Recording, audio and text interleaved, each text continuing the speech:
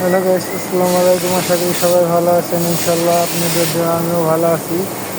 তো আজকে আমরা কাজ করতে আসলাম ব্রিজে, গার্মেন্টসের ব্রিজে। এই যে দেখেন, এটা মানে 2 বিল্ডিংয়ের অ্যাটাচ ব্রিজ।